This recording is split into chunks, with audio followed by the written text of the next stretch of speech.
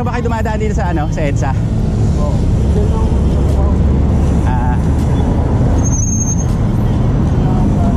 Diyan ka lang? May tanong lang ako, sir. Safe ba magbisikleta dito sa EDSA?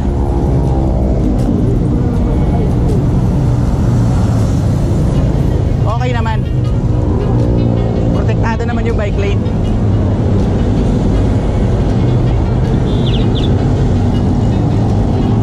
Salamat, sir, ha.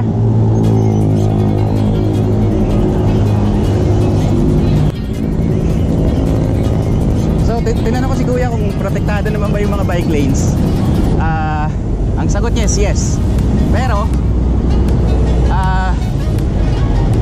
hindi talaga masyadong safe, hindi talaga protected yung bike lanes dito sa EDSA kasi walang harang. Unfortunately, hindi siya safe dito magbisikleta. Kasi tingnan mo sa part na to, wala nang bike lane. And then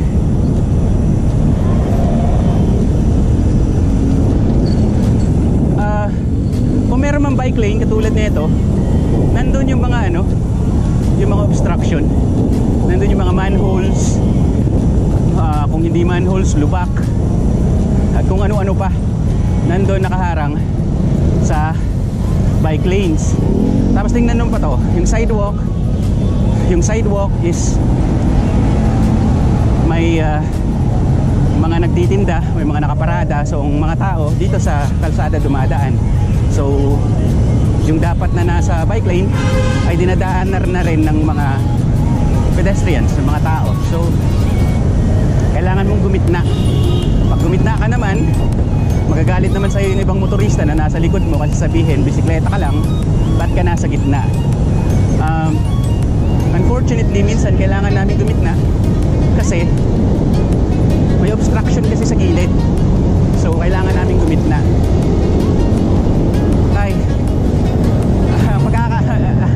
As far as I'm concerned, ang Pilipinas ay hindi safe para sa mga siklista. Dapat talaga may mga batas na puprotekta sa mga siklista at para ma-encourage na rin ang ibang tao na magbisikleta instead of magkotse, magmotor, para maprotektahan natin ang environment, and at the same time it's a healthy alternative.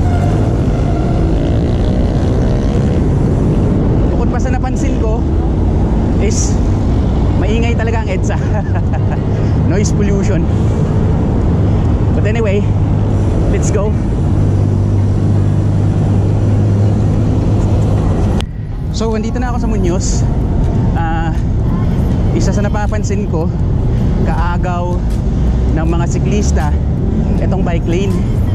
Bale, pumapasok sila rito at nakikipagkit-kitan sa siklista. Wala namang problema doon, share the road.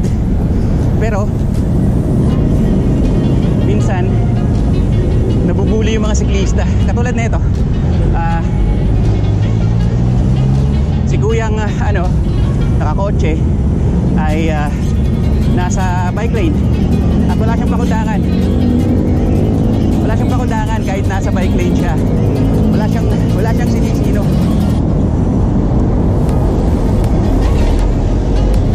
That's the problem sa EDSA.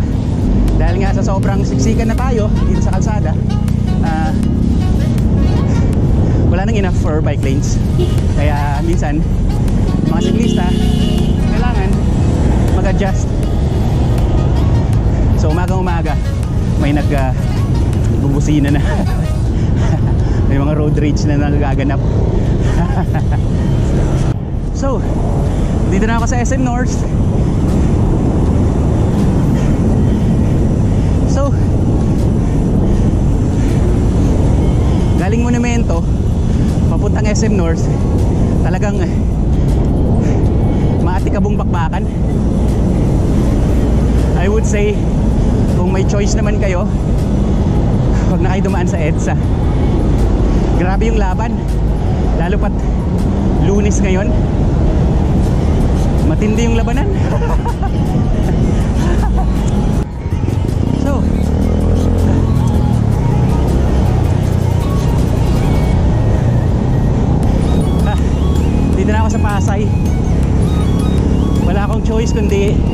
umakyat ng Magallanes. Binilisan ko lang. Nag zone 4 ako sa ano, paakyat. Dahil nga sa pag mabagal ka dun, baka mabangga ka. So ang ginawa ko, sinabayan ko yung takbo ng mga kotse. Kaya nagtodo effort ako dun. Pero walang din, masarap din. Part ng training. Whew. Yeah. So dito na ako sa Pasay. Konti na lang, mawa na.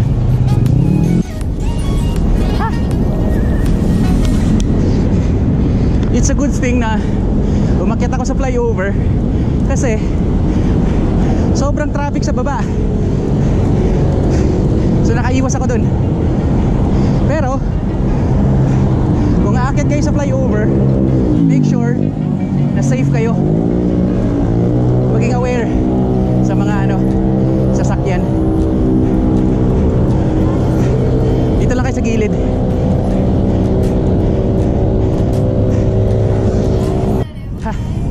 So, dito na ako sa GMA Kamuning. Kanina umakyat ako sa flyover ng Quezon Boulevard. Ngayon naman subukan ko naman dito sa baba kasi nakita ko wala namang masyadong sasakyan. So ayun, okay naman din sa baba. Minsan kasi ang bibilis nila sa taas, sa flyover, masyadong mabibilis. Yun, baka masagasaan tayo sa taas. May mga part naman na kung saan walang sasakyan sa bike lane. May mga part naman na na safe yung bike lane. Pero most of the time sa mga busy area, talagang sapalaran talaga ang pagbibisikleta.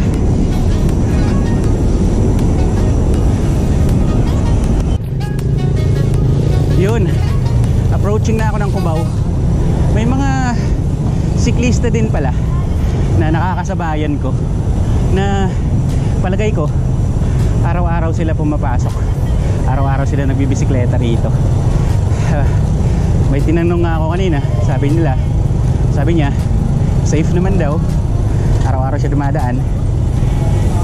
Pero there are certain areas dito sa EDSA na safe din naman.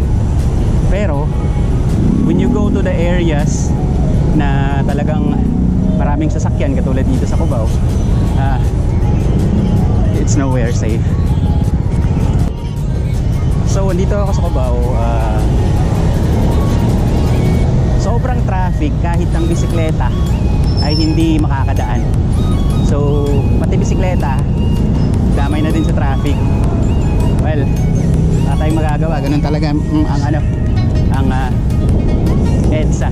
May part talaga na sobrang traffic. Ayan, dito ulit ako sa baba.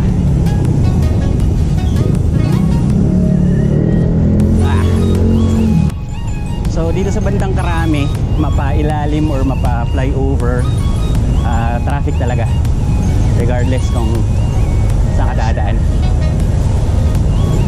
Ayan, kahit bisikleta mata-traffic din talaga. Ginagawa ng iba, umaakyat dito sa gutter. Diyan sila nag-bike. So ayan, National Headquarters, Philippine National Police.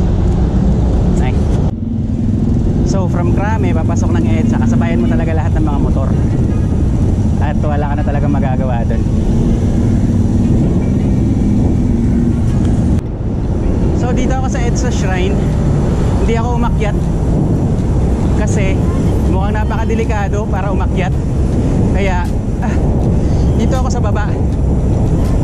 Mukhang mas safe dito dumaan kung bisikleta ka kaysa dun sa taas. Mukhang parang nadidilikaduhan ako dun sa taas. Taas okay rin naman, green light na rin naman eh. So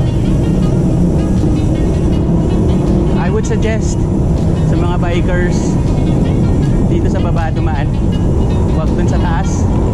Masyadong risky ang pagdaan sa taas kumpara dito sa baba.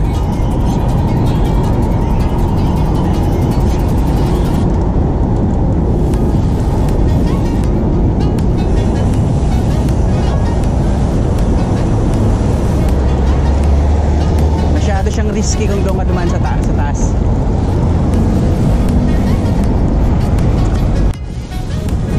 Oh shit.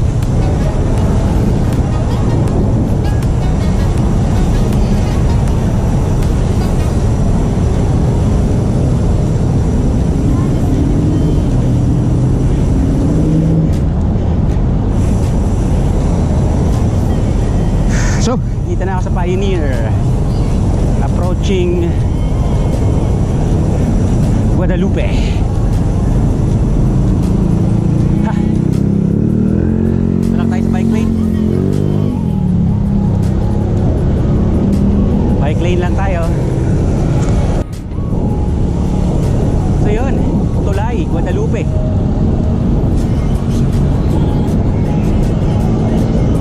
Ilang kilometro na lang matatapos ko na yung kahabaan ng EDSA. Didiretso ako hanggang Mall of Asia, tapos doon ako mag-iikot-ikot.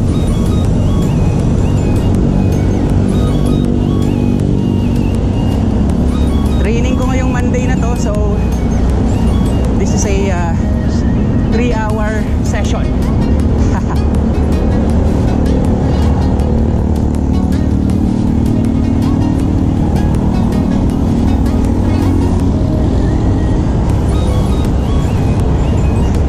Ahon pala itong Guadalupe.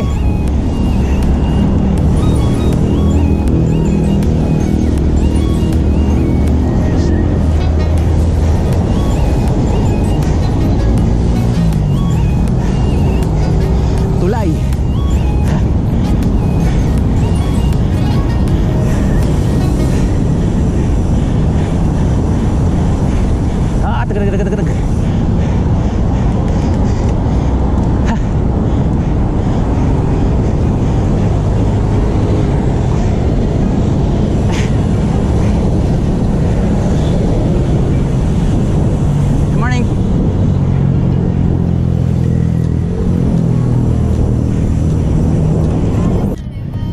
Tagal. So, we're approaching Buendia. Lapit na. So kahit pa paano dito sa papasok ng Ayala, merong protected na bike lane, merong harang. Kaso lubak-lubak. Pero okay na rin kasi protected. Merong mga barriers kahit pa paano. So kahit pa paano protektado yung biker. Pero dyan lang sa part na yan, pagpasok mo dito na sa may Ayala, wala na. So we are approaching Ayala. Tatawid na lang tayo dito. Hindi na ako pumasok sa tunnel kasi sobrang delikado yung tunnel. Kaya dito ako sa taas. Sobrang delikado yung tunnel ng Ayala para sa mga cyclist. Kaya di na ako pumasok. Dito na lang ako. Ang isa pang dilema is dito sa Magallanes. Kung aakyat ba ako sa Magallanes or hindi.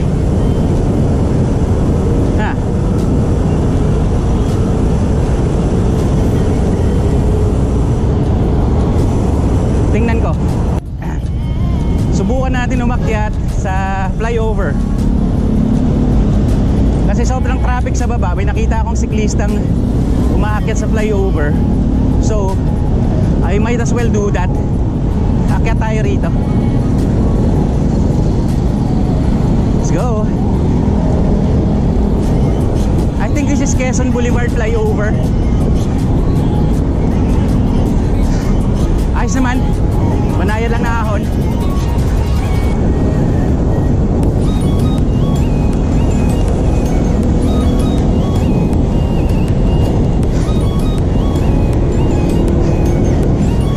Kaya naman ng mga siklista to. Banayad lang.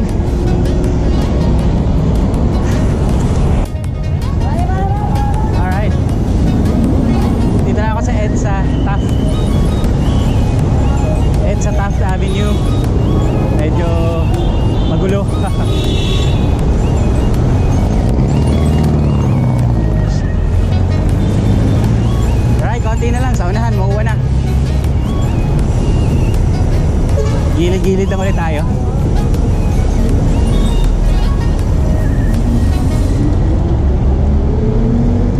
Dito naman ang kalaban mo, mga jeep na kumukuha ng mga pasahero.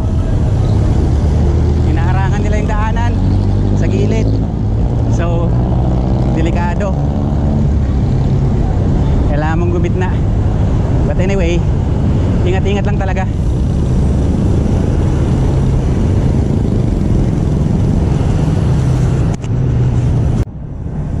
So, this is now EDSA corner Roas Boulevard. So, mga isang kanto na lang, MOA na. Andun ang MOA sa unahan. Haha. Grabe pala yung bakbakan talaga dito sa EDSA kapag nakabisikleta ka lang. Talagang kailangan ng masusing pag-iingat. Hindi talaga siya advisable.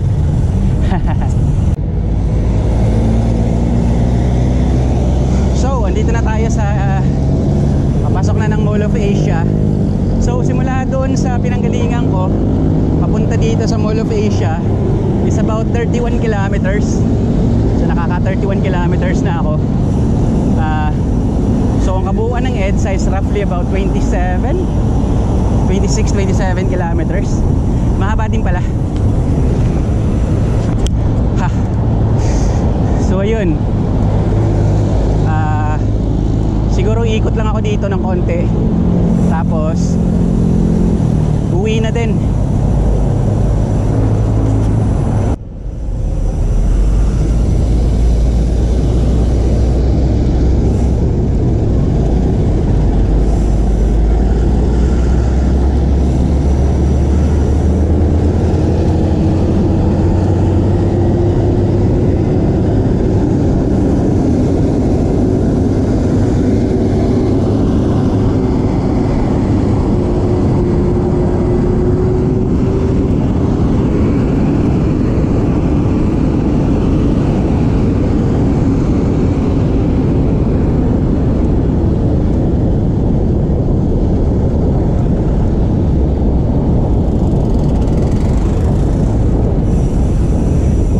Ikot lang ako dito sa MOA Arena papunta sa seaside.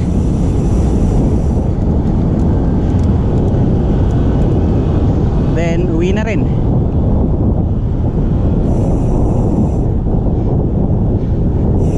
Kahit sa kanan yung MOA Arena.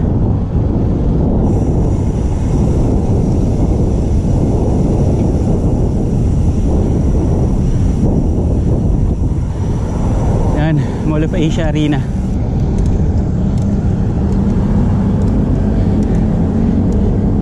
Punta lang akong seaside.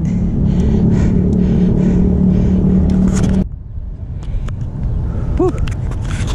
So yun, dito na ako sa MOA. Naka 32 kilometers din ako simula sa pinanggalingan ko doon kanina.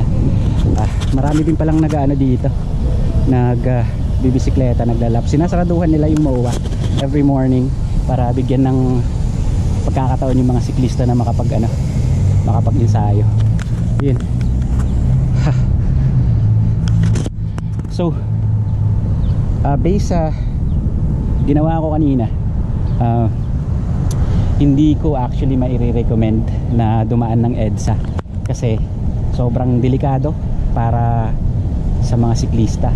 So kung dumadaan man kayo ng EDSA, as much as possible, kung meron kayong alternate na madadaanan, doon na kayo dumaan. Pangit dumaan ng EDSA, hindi siya safe. Yun.